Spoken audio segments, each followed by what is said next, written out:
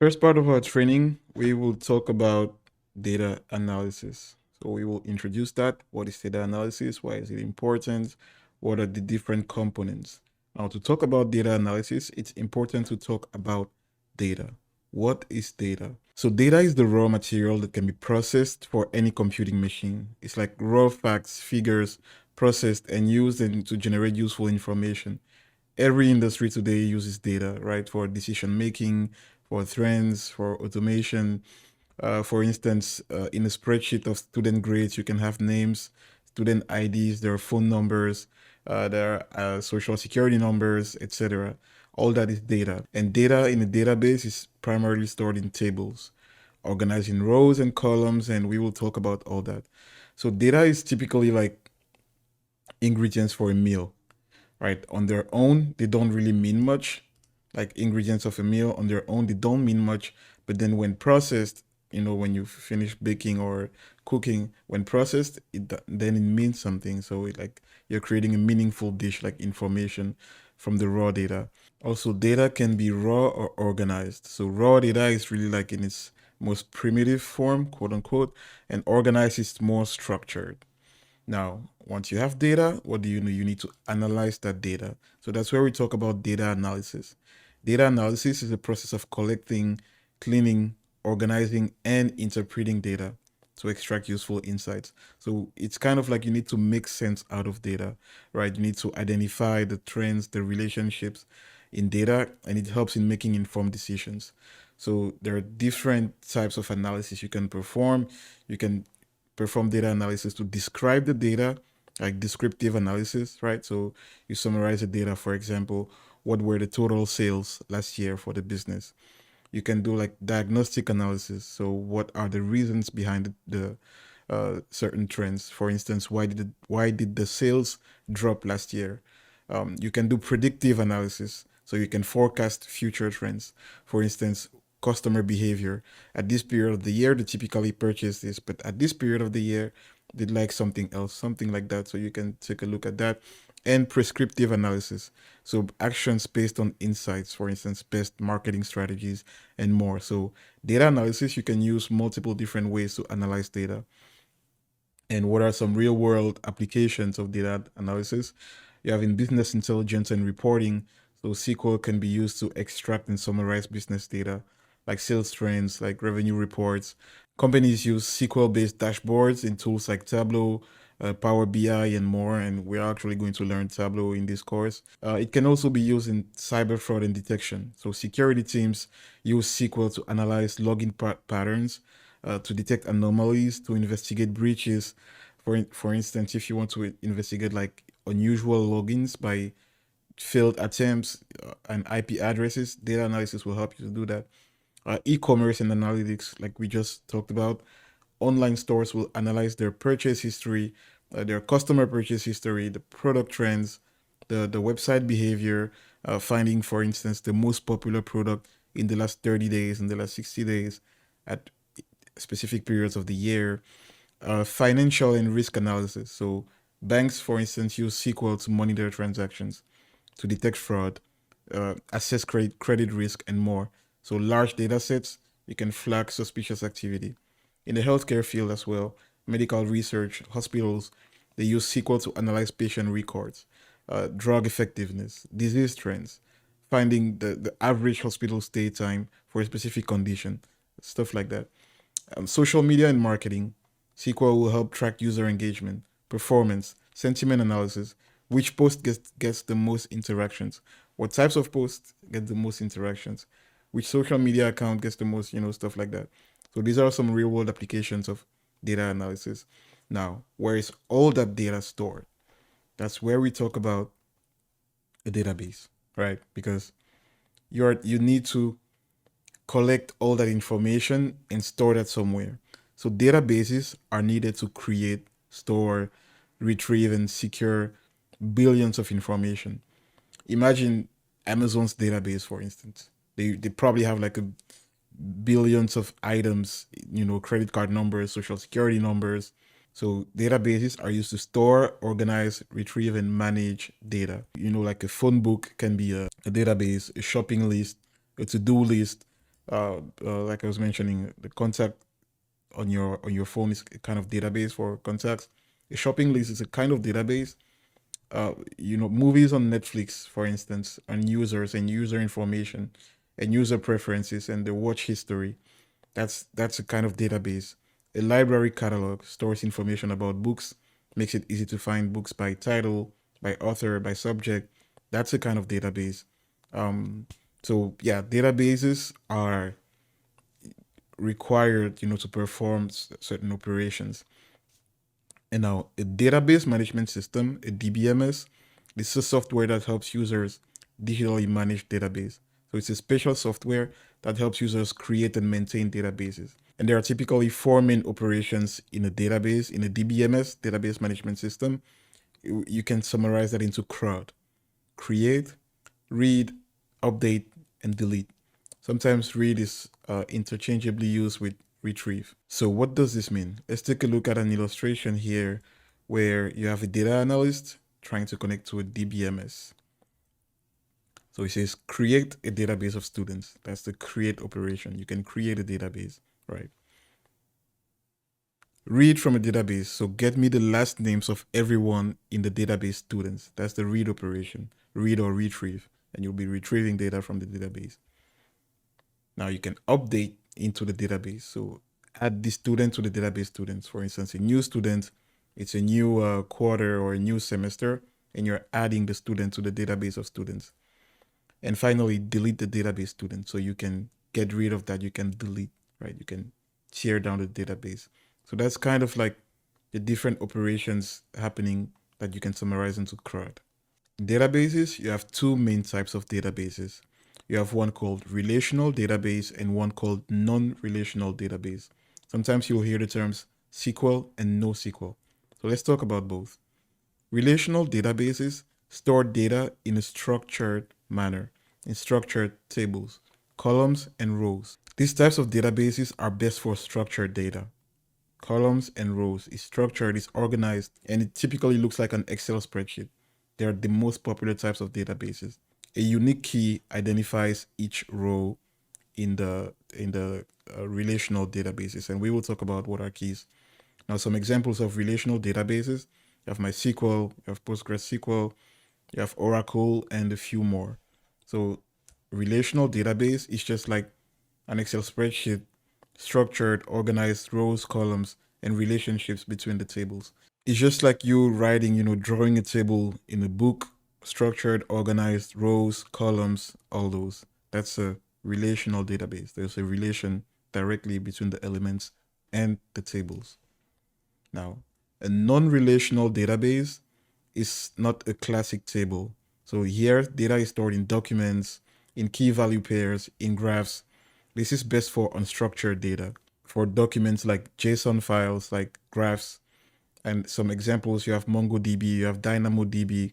So a non-relational database is not a traditional table. So here's an example of a non-relational database with key value pairs, like that, or a non-relational database, to give you even more analogy. It's just like you writing down in your book data that is not structured. That's a non-relational database. So as a summary, a relational database is like Excel spreadsheets with linked sheets. Everything is well structured. A non-relational database is like a notebook where you jot things down freely. It's flexible, but it's still organized. Let's talk about tables and keys. Don't forget your keys on your table. A table contains all the data in a database, and data on the table is organized in rows and columns. So tables contain all the data, and data is logically organized in a row column format, similar to a spreadsheet, like when you open Excel. So this is what it looks like. The columns are vertical, the rows are horizontal, and the cell is a very single entry. So rows for unique entries, columns for specific attributes. For instance, imagine a table that contains employee data for a company. The columns represents the general fields. For instance, first name, last name, email, phone number, etc. Every employee has those.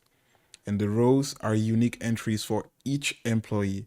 So the first one, you can have employee LeBron James, age 40, phone number this, address that, etc. You see how it goes. So you can have a table of students, a table of employees, a table of items for your store. You can have a table of any kind of structured data.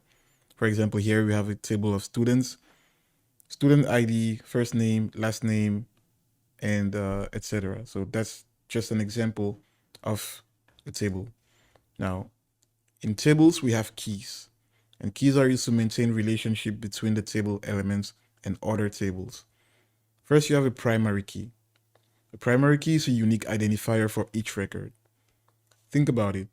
You have a driver's license number, right? That's unique to your driver's license. You have a passport number that's unique to your passport. It cannot be reproduced. But your first name in a table, multiple people can have the same first name, the same date of birth, the same age, the same GPA for students, right? So a primary key is a unique identifier for each record. Here, the student ID is unique to the students. With Nibale, you cannot have the same student ID with Marco Michaels, for instance. That's the primary key. Now, a foreign key is a reference to another table's primary key, and this is what is used to create a relationship. We will get back to this in a couple of slides. So, primary key in this case is the student ID that's unique to each entry in this table. Now, each row has a primary key which is unique to that entity, and this cannot be null. So the student ID, like we mentioned, the passport number, order ID, no other row in the table can have that value. It cannot be null, it cannot be duplicated. Now we have specific types of keys called surrogate keys. A surrogate key is a type of primary key that has no mapping to anything in the real world. For example, it can be a list of random numbers. Meanwhile, a natural key, which is also a type of primary key, has meaning to the entity. For instance, a surrogate key will be like you generate a list of people and then you have 1, 2, 3, 4, 5, 6, 7, you know. The natural key can be social security number, can be a passport ID number, can be a driver's license number. So that has more meaning compared to the surrogate key, which is like, you know, randomly computer generated. A foreign key, like we started mentioning, is an attribute that we can store in a database table, and it will link us to an attribute on another table. So this is used to create relationships between tables. The foreign key will be a primary key in another table, and the foreign key allows us to create relationships between tables. For example, here we have our student table, right? Student ID, first name, last name, etc. I'll get back to the course ID right away. Then we have a course table. So you can have a table of courses with the course ID, right? The course ID number, the course name, and whoever is the class prefect of the course. Now, if you take a look at the course table, we have a primary key, right? Which is a course ID, but that's also present in the student table. So you can link one table to another. And now what does that mean? The course ID in the student table is the foreign key, and that links the course table. So it tells you which student is taking which specific course. For instance, the student with the ID number 100 has a course ID of 1, which means that you're studying cybersecurity. If you link both tables, you can pause and take a look at this and see how that works. A composite key is a key that requires 2 columns to work. So what does that mean? When you take a look at our course table on there, you have course ID and you have course name. The course ID is the primary key and you have your course name, cybersecurity, etc. At this level, we haven't introduced anything new. We're still good. Now, a composite key is used when no single column can uniquely identify a row. On the course table, we are fine because cybersecurity can be uniquely identified by course ID of 1, data analysis by course ID of 3, etc., etc. But now take a look at the teacher table. Course ID alone is not unique because a course can have multiple teachers, right? You can have a course, it can be taught online or in person. So a course can have multiple teachers. And a teacher name alone is not unique. So a teacher can teach multiple courses. So one teacher can have multiple courses that he teaches. So teacher name alone is not enough to create the uniqueness. But together, the course ID and teacher name create that uniqueness. That's what we call a composite key. In the teacher table, neither course ID nor teacher name alone are unique, but together they create a unique combination. So let's take a look at our database system here and try to summarize everything that we mentioned. First, you have a student table. The student table has a primary key, which is student ID, which is unique to every student, right? It cannot be repeated. Every student has a unique course ID that identifies that student, and each student has a course ID linking them to a course in the course table. Students can have the same course ID, right? You can take the same courses. For example, Marco is enrolled in networking, which is 2, and Anna is enrolled in networking as well. So they can have the same course ID. That's a foreign key. Now in the course table, each course ID is a primary key in that table because each course can only have one primary key, right? So cybersecurity is 1, networking is 2. And if you take a look at the department table, each course ID is linked to a department in the department table. For instance, course ID 2, networking, it belongs to multiple departments, cybersecurity and cloud computing. Now let's take a look at the registration table. The registration table connects students to departments with tuition details. For example, Marco with student ID 101 is registered to department 401, which is cloud computing, and he pays a tuition of $27,000. Jordan with ID 104 is registered to department 403, and he pays a tuition of $5,000. This is important because a student's course might be linked to multiple departments, but their registration determines the exact department they belong to and how much they pay. You can create so many relationships and examples from these relationships. Now, if we talk about composite keys, the registration table has a composite primary key of student ID and department ID. Why is that? Because a student ID, can register for multiple departments, department ID. And a department can have multiple students, but together is that unique relationship that identifies each registration entry. So take a look at that, pause, try to think of some relationships, and post your questions in the comments if you have any. Were you paying attention? I hope so.